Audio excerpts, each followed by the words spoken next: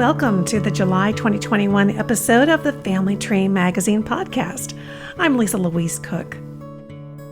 In this episode, Family Tree Magazine's Amanda Epperson is going to be here to shine a spotlight on U.S. marriage records, how to find them, and what they can tell you about your ancestors. And then we're going to be meeting up with Diane Southard in our DNA Deconstructed segment, where the subject is why it's worth taking the time to add your family tree to your DNA account. Lisa also is going to be here. She's going to be talking about Trello. It's a free organizational tool that you can use to help you plan out your genealogy research. And we'll be wrapping things up at the Family Tree Magazine editor's desk with Andrew Cook. But first, let's check in with Rachel Fountain to see what you have to say about your genealogy research in Tree Talk.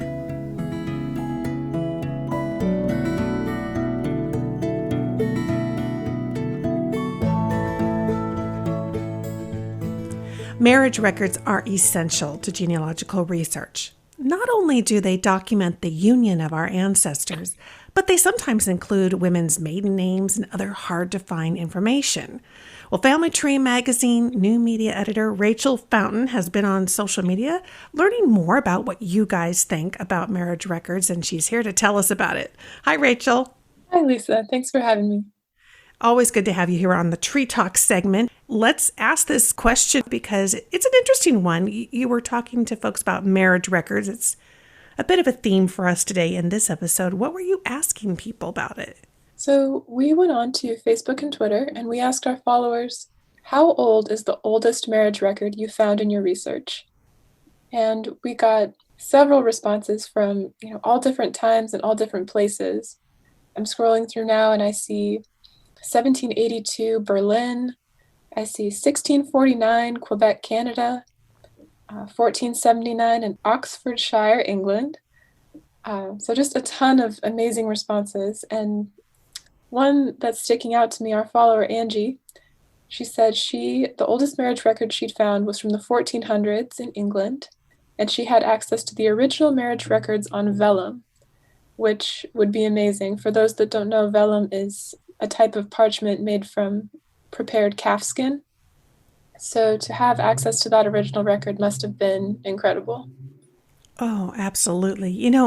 How interesting in asking a simple question like that, how it really reveals the breadth and depth of marriage records. I mean, here in the U.S., they're so much more recent, but it's really eye-opening to think about how far back they are in so many different locations. And also that, like Angie was saying, it may not be online, but if you get the opportunity to go into an archive in one of these locations, to see something that old is just incredible. It's such an important piece of history. It is. It must have been a surreal experience for her. Yeah. Oh, how cool. I know not only do marriage records come in different formats, but there are different types of marriage records, obviously, more than maybe people realize. It isn't always the marriage certificate. It could be anything from bans to bonds to declarations of intent, and even newspaper announcements can be technically classified as marriage records. So for anyone that's interested in learning more about all the different types, there is an article on our website from Maureen Taylor. It's called 12 Types of Marriage Records to Research. And I find that it's a really good overview of all the different forms that marriage records can come in, and maybe some that you haven't thought of. So if anyone's interested, I will link that in the show notes as well. I highly recommend that. It's interesting when you're out looking for records, you don't always know what you don't know. And to see that really comprehensive list that she's got there can help open your eyes and kind of keep you out there looking for things that are unusual. I know I found I think it was an application for the marriage license, which in many counties is totally not available. But in a county in Indiana, it was. So I got the marriage license and the application, which had the mother's maiden name. So it was really, really cool. Interesting. All right.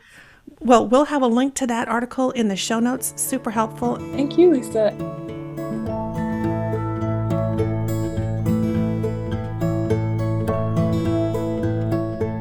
At Family Tree Magazine, we like to shine a light on the most important sources for your genealogy research, and marriage records certainly do rank up there at the top of the list. Well, there's a new column in the Family Tree Magazine, and it's called Source Spotlight. You will find it in the July-August issue of Family Tree Magazine, and Amanda Epperson explains in the July issue how to research marriage records for genealogy, and she's here to get us started. Welcome back to the podcast, Amanda. Thank you, Lisa. I'm pleased to be here. I love the idea of this column really focusing in on one type of record. Why did you decide to shine a light on marriage records first? I think partly because, one, they're a solid link that joins two of your families in your tree together, and that's the evidence for it. So they're really crucial to genealogy research. And also they were an important contemporary document as well. So to confirm inheritance, to make sure people weren't bigamous or too closely related to each other. So they were a record that was very consistently kept and also amongst the earliest kept in a given location. I know there's lots of different types of information. I know one of the things I'm always keeping my fingers crossed about are women's maiden names. What other types of information might we be finding on marriage records? Well, on the marriage record, you will almost always find the name of the bride and the groom, the date and place of marriage, and the name of the officiant. If you find a marriage bond, you will also find the person who served as surety or the bondsman. So this was money that was promised in case you ended up being too closely related and couldn't be married. There might be a court case ensuing from that. So the county wanted to make sure that they weren't liable. So, but the interesting thing is surety almost always comes from the bride's family. So that can always be a good clue. The more closer you get to modern times, the more likely you are to find additional information, like the names of the parents, occupations of the bride and groom, where they actually lived, and the names of the witnesses. The one thing I would point out is the name of the bride at the time she was married. So if she had been married previously, the name on the marriage certificate would be the name of her first husband. So that's always something that's useful to keep in mind. If you're looking for a Betty Smith who married John Jones and you can't find Betty Smith anywhere, that is perhaps because her first husband was a John Smith and she was really, Betty Reynolds or something like that. So right. Wow. Okay. So there's a lot of great information to find. Where do you suggest that people first look for marriage records? And I'm thinking we probably need to clarify if we're talking about church or governmental. Well, I'm sort of talking about both. And each colony or state was responsible for its own marriage law and records. So initially, these records are kept, hopefully, at the state level. So it's not like places in Europe where there's a national-wide database of marriages. So and each state had its own marriage laws and recording requirements. I think the first thing to do is to check all the main database websites like Family Search, Ancestry, MyHeritage, and search for the county or the state where your ancestor lived and see which databases or information they have available for you there. And while you're there, look under vital records and church records. Look for civil records and also for church records because some might survive and others do not. Some states like West Virginia have their own databases and with images of vital records within their state. So that's worth checking out as well.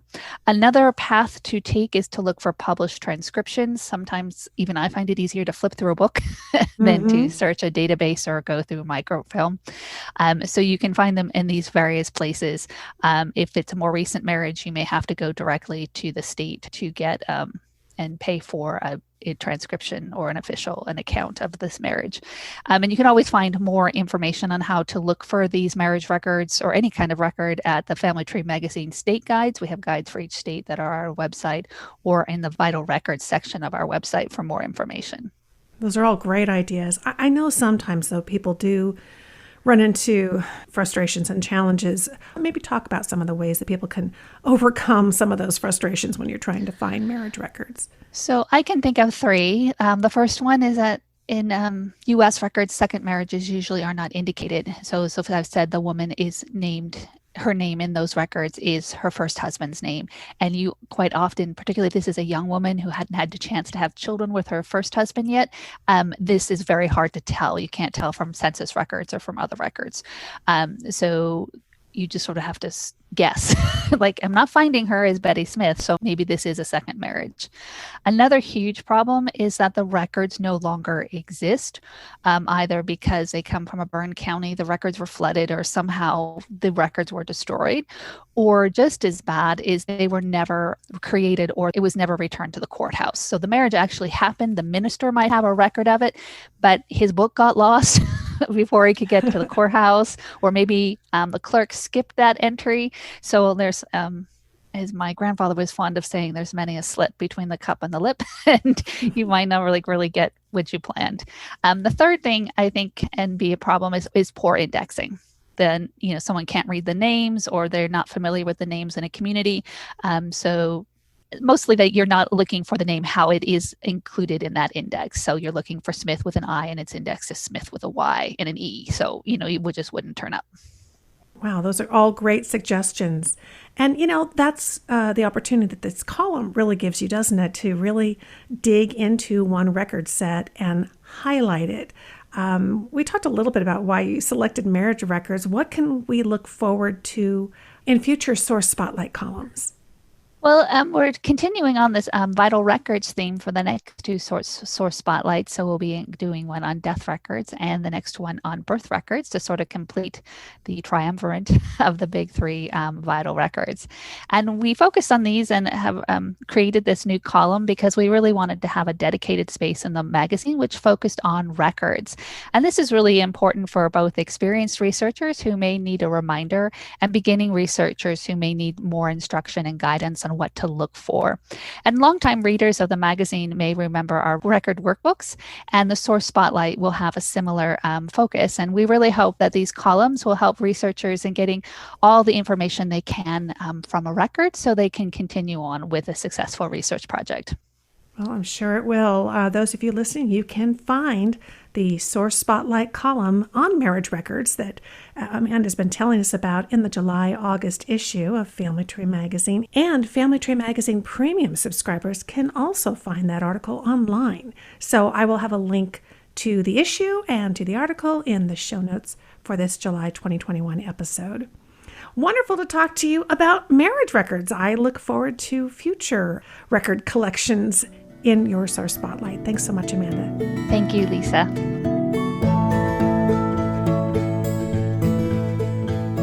If you've tested your DNA in hopes of expanding your genealogical research, you may have noticed something rather frustrating. A lot of your best matches haven't uploaded their family tree to your testing company's website. And if you haven't uploaded your tree, you may not be getting the most out of your own DNA results. Well, here to make the case for adding a tree to your DNA results is your DNA guide, Diane Southard. Hi, Diane. Hi, Lisa. This, I think, is forever one of the points of frustration for DNA enthusiasts. It's so frustrating when you get into that website and there's no tree posted. And yet, I still talk to a lot of genetic genealogists who have not posted their own tree. I know, because I've been at conferences with you and I've watched people walk up and go, well, do I really need to do that? What do you tell people? How do you make the case to them that it's worth that little bit of extra effort?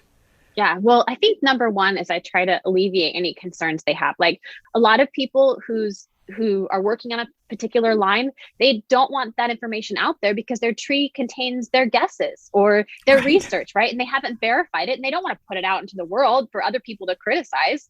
And so my number one way to alleviate that concern is just say, you don't have to post your working tree to your DNA test results. You can post just a portion of it. So I teach a lot about how to create a DNA ready tree. So just a tree that you can just link to your DNA test results, something that you're confident in. You don't have to put any pictures if you don't want to. You don't have to put any of that media maybe that you've gathered that perhaps you don't want out there in the world.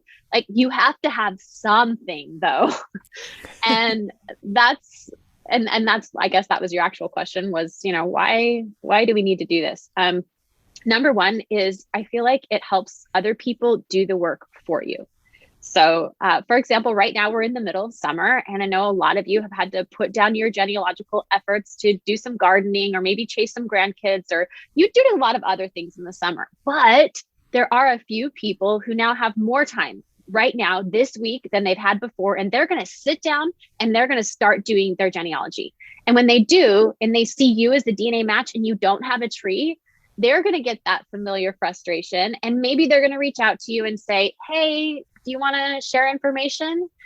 Instead of, if you were there, you had your tree posted, they were on fire, they were doing research, they pull up your tree, they figure out how you're related. And now the message you get from them, instead of, hey, do you want to share? It's, oh my goodness, I have figured out our common ancestor. It is this guy and this place. And here's all the information I have. And wouldn't you like to get that email? Oh, totally. That's such a great point. Yeah, it's the ultimate way to take advantage of other people's genealogy research time, is to give them what you know about yourself already, so they can start putting together the pieces for you and you don't have to do the work, right? It's like the ultimate lazy person's genealogy. Let somebody else do it for you. But there are some other reasons. Most of our testing companies now not most, two of our testing companies are doing a lot with your tree data in the background. So both Ancestry and MyHeritage are using your tree to help you make those DNA discoveries. And so they've got big, fancy, really sophisticated tools. At MyHeritage, it's called the Theory of Family Relativity. And at Ancestry, it's called Through-Lines. And these tools are meant to give you big hints about how you're related to your matches without you having to go in and do all of the work. So I call them cheating tools because, well, cheating, sometimes it works out, sometimes it doesn't. And that's how these tools are. But in order for them to work at all, you have to post something of a tree so that it has something to work with in order to give you these big hints about how you might be related to someone else. Yeah, it's very similar to, you could go on to MyHeritage and you could be doing, doing research, finding articles and gathering them. But if you don't put the tree up there, then you miss all the hinting that can happen, all of the smart matches that can come your way. Same thing with Ancestry. So it's the same thing, it sounds like, with your DNA. Oh, for sure. It's the same technology. They're just taking advantage of it and using it in your DNA instead of just in your traditional research. It's really a beautiful merger of these two things. And it just allows you so much more power in helping understand how you're related to other people. Additionally, Ancestry has a wonderful tool, and actually Family Tree DNA does as well, where you can actually take your DNA match and link them to their rightful place on your tree. So that you do all the research. This happens to me all the time. You do all the research, you figure something out, and then 6 months goes by and you come back, you're like, who was that again? I feel like I figured out our relationship, and I made this note that I thought would make sense later, but then I was like, wait, who is this? But now you can link, actually put that person in your tree and link them to that spot. So you can do that at both Family Tree DNA and at Ancestry. And that saves me tons of time, because then I don't have to remember, I don't have to make a really detailed note. I just put them in their place on the tree, and then I can literally click a button and it shows me our relationship.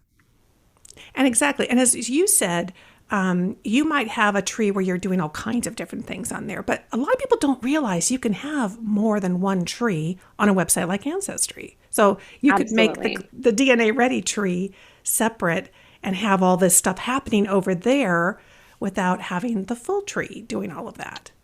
Absolutely. So Lisa, you're always telling people that you should be the owner of your own tree. You should keep it on your own computer, and absolutely, but you should take a portion of that, whatever you're comfortable with, and make that your DNA tree and link that to your testing company website and let all of these wonderful things happen for you.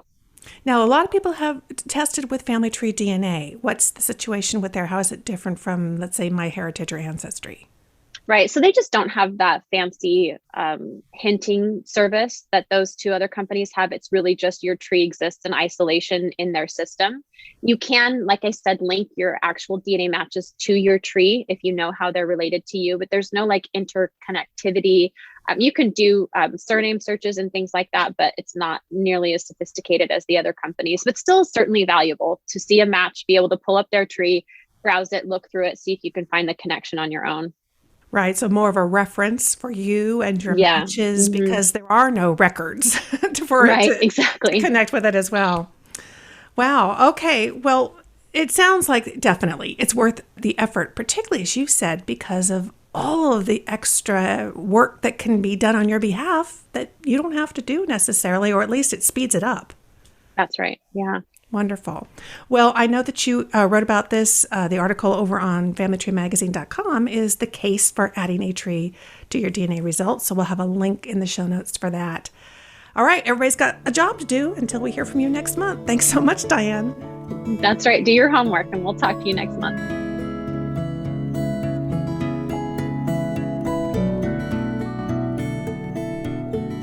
When it comes to genealogy, there are never enough hours in the day to do everything that you want to do. And so it's pretty easy to get distracted when you do find the time by those bright, shiny objects, so fondly known as BSOs.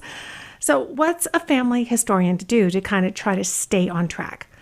One of the best ways to streamline your research and stay on track is to develop a system to log and manage the seemingly endless genealogy to-do items that you've got. This is where a tool like Trello can come in handy. Lisa also is an expert in Trello, and she's the author of the new article on how to use Trello for genealogy. And she's here to talk to us more about it. Hi, Lisa. Hi, Lisa. Good to hear from you. Oh, it's great having you back on the show. I know you've been a long time Trello user, but that might be a new name to some people. They may not recognize Trello. So how about starting us off with kind of a broad overview? What is Trello and what can it do? Basically, Trello, it's a free online collaboration tool, and it helps you organize projects into boards that are easy to navigate. And then inside those boards, you have lists and cards. And so it's a very free-flowing system that gives you a lot of flexibility to organize writing projects, research projects, daily calendar, and to-do lists. Very cool. So now this is a software program. Is this one that we subscribe to or we purchase and download? Or you said it was free, but I'm guessing there might be an upgraded version. Yes, it's cloud-based. So, but they do have an app for smartphones and tablets that you can download, and you can work offline and then sync it when you're connected to the internet again. So, but it's free, and then they have different levels. So if you're looking for more, you can upgrade to some paid plans, to give you more flexibility, more tools, and so forth. But for most genealogists, the free version will suffice. Terrific. Okay, so let's talk about then genealogy. What kind of genealogy projects could we use Trello for? One of my favorite things to do is to create a research log or a research task list. And one of the benefits with Trello is it's excellent for collaboration. So if you're working with a cousin or another researcher on a project, you can share your Trello boards. They can get a free account, and you can seamlessly share a research board, and then each of you can add to it and edit things. And what's nice is it keeps track of who does what when. And so I use Trello for a research log. And one of the things that I've been doing in this last year is collaborating with my Slovak cousin who lives in London, and we've been researching our great-grandmother. And so we can dump everything into Trello, into these boards and lists and cards, and then easily keep track of things. So we can create checklists, we can add notes, we can add attachments. You can even email to a board, which is really handy. So that's one of the ways. I also organize blog posts in Trello, and I've also, when I was going to genealogy conferences, I would create a Trello board for each conference, and then I could store my travel information, store my schedule, store my hotel information, and then even put a PDF of my handouts right into Trello. So it really is a versatile tool. It sure sounds like it. And it sounds like it's probably a pretty visual tool. You mentioned boards and cards, and I imagine the beauty of that might be that you can kind of resort things, reorganize things. Is that one of the benefits? That's correct. Being visual, I'm a very visual person, and I Me like too. to and I like to see things laid out in front of me, get that bird's eye view, if you will. And so, yeah, once you create those lists and those boards, you can drag and drop. You can move the cards from one to another. You can copy the boards. It's so seamless to move through it, and that's why I like it. And you can even add, an image to it, so you can really make it work for you. Now, I know that you're an author. You've written and published several books. If somebody wanted to do a family history book, would Trello be a good tool to use for something like that? To kind of, I was thinking about organizing chapters and things.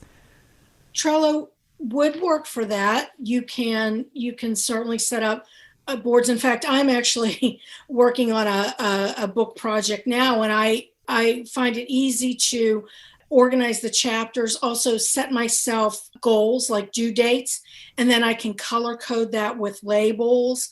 I can also add research materials in. So, for example, some of my research includes maybe newspaper articles that I've downloaded as PDFs, or other text documents, and I can add them into each chapter that I'm working on. So it is very visual. And one of the things that it also has is there's a lot of templates that you can get, free templates, and so I find that organizing a family history is very useful with Trello. It's good as a visual outline. I love templates because don't they just kind of generate new ideas? You see the template and you go, oh, I know what I could use that for. So it's kind of nice when it kind of prompts you like that.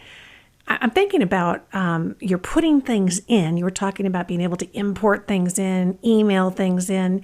How about the output? What's that like? I know a lot of people worry about, well, if it's cloud-based, what if it goes away in 5 years? What kind of output, and how can you get your files and information out of it? That's the thing, though. It's kind of limited in the outputting. So you can export it, but it exports it to something called a JSON format, JSON. And it's if people are familiar with the term Kanban board, that's how it exports the data. It's not really a text-based data, but I think you can print the cards. Again, being cloud-based, the ideal thing is to kind of have it in the cloud. So it's really not a writing tool per se. It's more of an organization tool and how to keep track of things. But, you can certainly, copy and paste things in from your cards into, a Word document or whatever. But the export is not like you can't export it to a Microsoft Word or something. And as I said, getting that bird's eye view of a project. So, and one of the things that I found is that the collaboration is the key here. So you could, collaborate with, other people. And I could see a use of, maybe society members, if they're scheduling something, or maybe, even someone like you doing a podcast interview, you could, schedule all your, podcasts. You could have a layout of, who you're having when, and add different links and add different information and checklists and so forth. So it's really more designed, as a cloud-based tool rather than a software program that we're used to, where you input everything in and then print it out. So, it is visual and it is cloud-based. Well, that makes sense. It sounds like for the planning side of things. Absolutely. Yeah. And the apps are really handy. I found that, I could sit on an airplane, for example, and do some things offline. And then when I, got to my destination, once I connected to the internet, then it would just sync up to the cloud. So, if I didn't want to have, use up Wi-Fi or whatever, so I could still work on boards offline by using the apps, either on my phone or on my iPad. So it does offer that kind of flexibility. Awesome. And it's free. Well, we've been talking about Trello, and Lisa has written a great article. It's in the July-August issue of Family Tree Magazine. I will have a link in the show notes where you can get it online as well. Great ideas. Thank you so much for sharing the productivity and the possibilities with Trello, Lisa. Appreciate it. Thanks for having me, Lisa.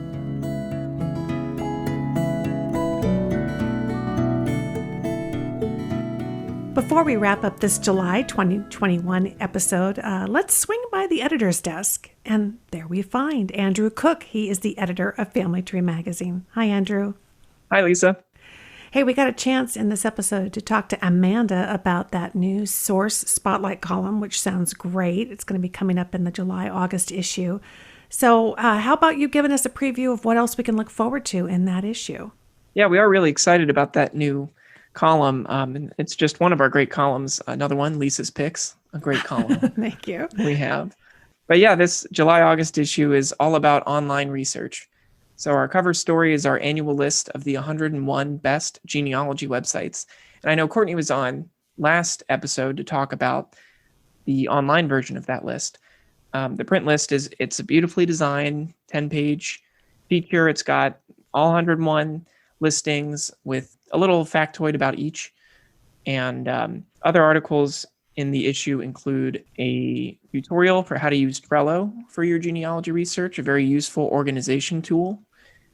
And we also have Sunny Morton writing for us about the different kinds of photo touch-up programs that you can access now from MyHeritage and VividPix. Awesome. Yes, and she's been here on the show talking about that. Mm-hmm. That's a great article. It's very detailed. So it's so fun to do this podcast because it gives us a chance to bring some of those great authors to the show and people can hear from them. But it's really the issue itself that has all the good stuff and all the details. Yes, and another great article that we've got in this issue is on Italian genealogy research. Italian genealogy expert Rich Venezia writes about the 10 online destinations where you can find your Italian roots. Oh, how fun. Just in time for getting back out and about. I think Rich was on the show a year or two ago, so it'll be fun to hear from him again. Yeah. All great stuff to look forward to. Okay, so we will have a link in the show notes so everybody can get their July-August issue if they don't already have it or subscribe for the year. Always great to talk to you. We'll look forward to the upcoming issues. Thanks so much, Andrew. Thank you, Lisa.